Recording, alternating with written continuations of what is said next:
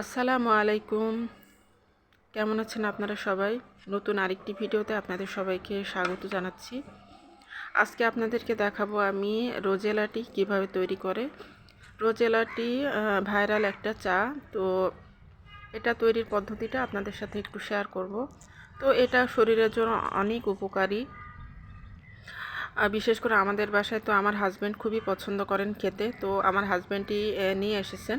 তো রোজেলা যে ফল, সেই ফলগুলোকে আমাদের এখানে টক ফল বলে। তো এই টক ফল আমার হাজব্যান্ড নিয়ে এসেছেন, 3-4 কেজির মতন হবে। তো সেই ফল থেকে যে ফলের গায়ে যে খোসাটা থাকে সেটাকে ছাড়িয়ে তারপরে ভালোভাবে ধুয়ে নিয়েছিলাম, নিয়ে তারপরে রোদ্রে শুকিয়ে নিয়েছি। আর এই যে দেখুন আপনারা, এই এগুলো কিন্তু এখন একদম শুকিয়ে একদমই ঝুরঝুরা হয়ে গিয়েছে। তো এইগুলো আমি এখন ভালোভাবে যেহেতু শুকানো হয়েছে, তো এটা আর নষ্ট হবে না। তো এটা এভাবে আমি একটা বয়মে ভরে রেখে দেব, আর সারা বছরের জন্য আমি এভাবে সংরক্ষণ করব। আর সারা বছরই ভালো থাকবে, এটা নষ্ট হবে না। তো এভাবে করে রেখে দিব। তারপরে চাটা কিভাবে তৈরি করব সেটাও আপনাদের সাথে শেয়ার করব। আর এই চাটা শরীরের জন্য অনেক উপকার, যেমন উচ্চ রক্তচাপ, তারপরে ডায়াবেটিস, তারপরে হার্টের সমস্যা, তো অনেক ধরনের অসুখের জন্য এটা কার্যকরী। তো আপনারা দেখতে থাকুন আমার ভিডিওটি, তো আপনাদের কাছে আশা করছি ভালো লাগবে। এই শাবান মাসে প্রিয় নবী সাল্লাল্লাহু আলাইহি সাল্লামের একটা আমল আছে, বলবো আপনাদেরকে ইনশাআল্লাহ। কিন্তু আমলটা করার চেষ্টা করতে হবে। এই প্রমিস, এই ওয়াদা আমার সাথে আগে আসতে হবে। কারা কারা চেষ্টা করবেন বলেন, হাত তোলেন দেখি। আল্লাহ আমাদের সব ভাইকে আমলের তৌফিক দান করুন। আল্লাহ। ভাইরা আমার, আমলটা হলো, আম্মা জান আয়েশা রাদিয়াল্লাহু তাআলা আনহা বলেছেন, মা রাআইতু রাসূলুল্লাহি সাল্লাল্লাহু আলাইহি ওয়াসাল্লাম ইসতাকমালা সিয়ামা শাহরিন কাত্তু ইল্লা রমাদান। আমি নবীজিকে পুরো মাস, শুরু থেকে শেষ পর্যন্ত গোটা মাস রোজা রাখতে দেখেছি একবার, শুধু বছরে একবার, সেটা হলো রমজান মাসে। আর রমজানের পরে পুরো মাস না, তবে মাসের বেশিরভাগ দিন রোজা রেখেছেন তিনি, এটা দেখেছি শুধুমাত্র শাবান মাসে।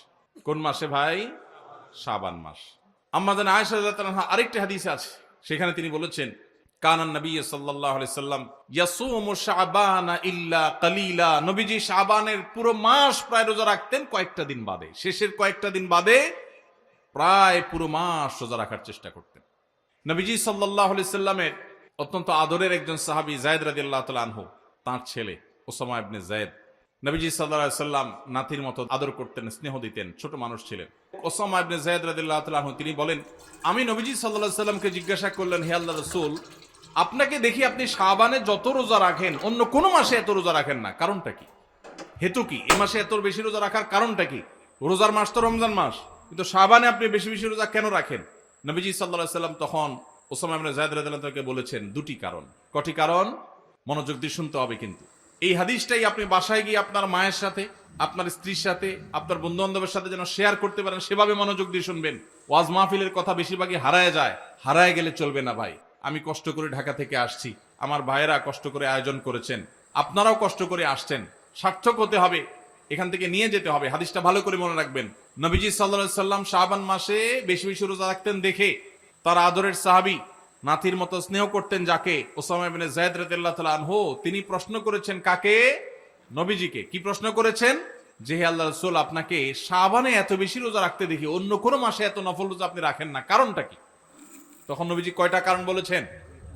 দুইটা কারণ। নাম্বার 1, তিনি বলেছেন, যাকা শাহরুন ইয়াগফুলুন নাসু বাইনা রজব ওয়া রমাদান। শাবান মাসের দুই ধারে, দুই প্রান্তে দুটি মাস আছে, যে দুটি মাস অনেক মহিমান্বিত, মর্যাদাপূর্ণ। শাবানের আগের মাসটার নাম কি ভাই? রজব। এই রজব মাসটা মহিমান্বিত কোন কারণে? মেরাজের কথা বলছেন। রজব মাসটা কেন মর্যাদাপূর্ণ, কেন এর মর্যাদা বেশি? দেখেন, এত বড় মাহফিলের 2-4 জন মানুষও জানেন না, 2-4 জন মানুষও জবাব দিতে পারেননি, একজন থেকেও আসে নাই অডিয়েন্স থেকে।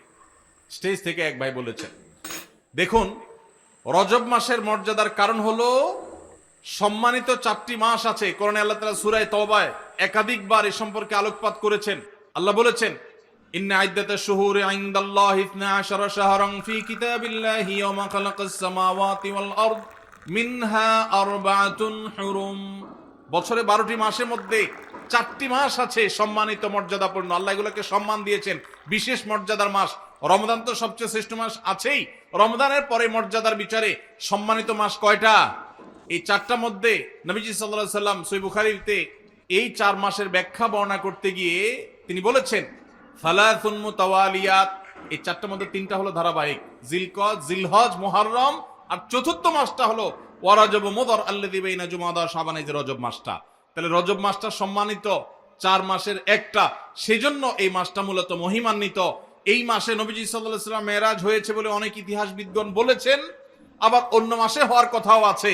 কিন্তু আসল তাৎপর্যের কারণ হলো রজব মাসটি হলো সম্মানিত 4 মাসের একটা। এটাও আমরা অনেকেই প্রথম শুনলাম জীবনে। যাই হোক, সে বিষয়ে কথা বলা আমার উদ্দেশ্য নয়। তো উদ্দেশ্য হলো যে ওসামা ইবনে যায়েদকে নবীজি বলেছেন যে শাবান মাসটার আগের মাসটা হলো রজব, যেটা সম্মানিত 4 মাসের একটা মর্যাদাপূর্ণ মাস। আবার শাবানের পরের মাসটা কোনটা? রমজান, সেটা হলো বছরের সবচাইতে সেরা মাস। তো নবীজি বলেছেন 2টা মর্যাদাপূর্ণ মাসের মধ্যবর্তী শাবান মাসে মানুষ আমল ইবাদত না করে অবহেলায় বেশিরভাগ মানুষ কাটায়। বেশিরভাগ মানুষ অপেক্ষা থাকে রোজা কবে আসবে, তখন কোরআন তেলাওয়াত শুরু করব।